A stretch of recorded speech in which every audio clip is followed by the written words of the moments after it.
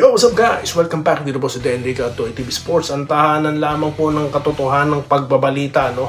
Alright, nag-iisang bumabakpak sa mga fake news vloggers, no? Na puro kabalbala ng ikinakalat sa social media. Okay, so ang topic po natin ngayon ay walang iba kundi katanungan. Kaya ba ng Barangay Hinebrang umangat kahit walang trade? Yan ang malupitan tanong. At ito pa, pangalawang tanong. Kaya ba nilang talon ng top 1 na NLEX? Yan at mga pasyaron. Bago po yan, magpapasalamat muna si Doy TV sa mga legit followers at subscribers po ni Doy TV sa YouTube. Dito na po tayo sa ating topic na kaya ba ng Hinebrang umangat kahit walang trade? Bakit ko po tinanong yan muna, no? Kasi po, sangkaterba, no, na mga YouTube channel na walang kwenta na nagpo-post na may trade daw ang Hinebra, ganito ganyan. Puro kabalbalan, kasinungalingan, panluloko, no, sa mga fans. Ito naman pong mga fans kasi, no, wala na kayong ibang inisip, yung hindi ko nilalahat, ha. Kunin nyo si Greg, kunin nyo si Chua, kunin nyo lahat. Guys, top 1 ng NLEX, meron ba silang Greg Slaughter? Kaya na sumagot. May Justin Chua ba sila? Sino-sino ba nasa NLEX? Ako, kilala ko, 3 lang, 4 lang ata eh. Si Ramirez, nakilala ko, kailan lang, no, nakalaban lang ng Hinebra. Laki. Oh, si Bolik, si Alas, tsaka yung Semeran. Aside from that, guys, wala akong kilala sa kanila. Bakit ganyan ang ano nila? Kumpiyansado. Kung ikukumpara mo sila sa lineup ng Hinebra, guys, kung tutusin, per paper, walang no match eh. No? No match. Mga fans ng NLEX, huwag kayong magagalit ha. Pinagkukumpara ko lang, no? On paper, sagutin nyo rin ang tanong ko. Yung lineup ba ng Hinebra na yun, mananalo sa lineup ng NLEX? Eh halos lahat ng player ng Hinebra kilala eh. Meron kang Rookie of the Year, Anywhere, Abarientos, o import pa yan. Meron kang Scottie Thompson 50 greatest player. Meron kang Holt Rookie of the Year din. O, meron ka pang Japet Aguilar na hindi tumatanda. Meron ka pang Troy Rosario. O, 4 sa bench, sino? O, di ba? Yan sinasabi ko dyan. Mas kilala po ang mga player ng Hinebra kaysa sa NLEX. Kaya sagot ko sa tanong, kaya bang talunin ng NLEX? Kayang-kaya, no? Pero, may pero. Tignan nyo ang laro. Kumpiyansado po ang NLEX, no? Maganda po ang galawan nila, no? Talagang, ano sila, tawag dito, hindi sila nagre-rely sa scorer, eh. Bakit? Lahat sila scorer. I mean, hindi sila nagre-rely sa isang tao. Lahat sila may role. So, yun po ang hinahanap natin, no? At ng maraming fans. Sa nakaraang content, diniscuss ko na po, no, yung mga kakulangan, yung mga dapat pagpukusan. Yung po ba, mga adjustments. Kung gusto nyo panoorin, ulitin nyo na lang po yung next content. Okay? So, ito rin content na to, no, sa sinabi ko lang kanina, na pagkukumpara ko sa dalawang kupunan na yun, no, eh hindi na kailangan ng trade na yan. Dahil yung mga player na hinihiling ng ilang mga fans yan, wala naman sa NLEX, number 1 sila yun. Isang challenge ito sa Hinebra, no? Okay? Dahil, again, hindi po biro yung may Abarientos ka sa lineup na galing po sa ibang ano, no? Na mayroon kang 2 Rookie of the Year dyan. Kailangan lang niyang kumilos, kailangan niyang gumalaw. Huwag nang gamitin yung excuse na, kulang tayo, wala si Balonso. So what? Yung score yun bukas, hindi. No? Mayroon kang Ralph ko. Oh, di ba? Wala, tinareg si Anmish, tsaka si Mariano. Bakit nagagamit ba yung dalawa? Hindi, kaya nga tinareg eh. Di ba? Ganun po kasimple yan.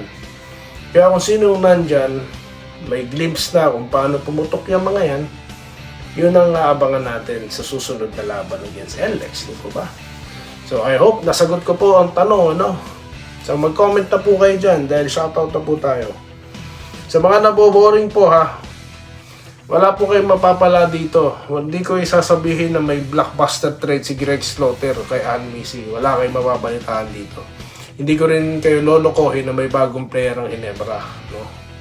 Walang mga ganun dito, kaya magsilayas na po kayo kung naghahanap kayo ng mga fantasy trade, no? Dahil hindi po mapupulpul dito ang pantasya nyo. Dito po tayo kay Robert Kayabyab na nag-good morning. Late viewer ako ngayon, okay lang po yun, sir. Alright, Minerva Chaba, si ma'am nag-good day. Good luck daw po sa barangay. Si ma'am Irene Quillas, no? Ganda, hindi naman po ma'am. Yan po yung ano lamang. Kailangan lang po talaga. Meryl Brioso, good day po idol. Nagpapashoutout po si ma'am. Joseph Pineda nag-good morning, no? Present po, comment lang ako bago pumasok sa work. Yes sir, ingat. Bernard Ohano Aguilar, good day idol, present. Okay. Must win. Ramil Raimundo, nag-good morning. Sa lahat ng 18K. Inalat ang Meralco, panalo na. Yun na nga, no? Ginawa nila sa Ginebra, nangyari naman sa kanila. So that's basketball guys, no? Di mo maiwasan talaga yan. Andres ito, Lantaso, nag-good morning. Kaya din po sir, no? Ganun din po kay Blue Cat, nice one daw. Vincent Nava, nag-good day. Salamat po sir. Ganun din po kay Wenceslao Hapon. Okay, nag-congrats. Tambak na, nahabol pa. Malakas talaga TNT. Congrats ulit, Ronel Langilaw, no? Okay. Ingat. Kaya din po, Sir Archie Makirang. Tarsio Paramo. Oh, malinaw na nga na diretso na sa kangkungan ang idol ko. Hindi pa tapos ang laban, sir, no? Mukhang nagkataon, 2027, PBA drop ang plano ng Ginebra. Sa ngayon, mukhang wala silang plano magpalakas. Ben Hapin, Hapayan. Malakas na po sila kung totoosin, no? Execution lang po kulang dyan, no? Uulitin ko, ang NLEX wala yung mga player na sinasuggest nyo, no? Ito si Rex Poral, ano, ang vlog mo, may plano Jenkins, wala, alaos na yun, never mo. Andot Yano, wala nang pananaluhan ng team na yan kasi pagpili ng player, Torres Adamos, hindi naman po kasi pwede lahat, ano, sikat, no? Ang tendency dyan, masasayang lang, mababang kulang. Tignan nyo yung mga player na ano, hindi nagagamit. Diba? Star player sa iba't ibang koponan. Diba? Ganun po kasimple yan. Yung Ginebra mo, ba, manluloko. Diyan, Joseph, diba? Ewan ko sa'yo. Pero, alam mo, mahirap po kasi paliwanagan yung tao, hindi naman iintindi sa paliwanag mo. No? Nasasayang lang yung oras mo sa pagpapaliwanag. No. Yun lamang po. Sa totoo lang, wala po akong masabi. Gusto ko pong sagutin yung mga ano, yung mga vlogger po na bumabanat kay Doy TV na laos daw ang Ginebra. Paano ko na sasagutin yun, guys? No. Dito tayo kay Sir Christian Arahan na nagpe-present, no? Present po si Sir. Alright, Romel Sales, nagpapa-shoutout din. Alejandro Tronson, si Sir. Good morning, okay lang idol, basta Ginebra, NSD. Ayan, mga solid po ito eh. So maraming salamat po sa inyong lahat, no? Nagkikita po tayo sa susunod na video content dito lamang sa Denriga Toy TV Sports. Muli, maraming salamat po sa inyong tuloy na panonood. Salamat po sa panonood. Subscribe na para sa mga susunod na basketball at boxing videos.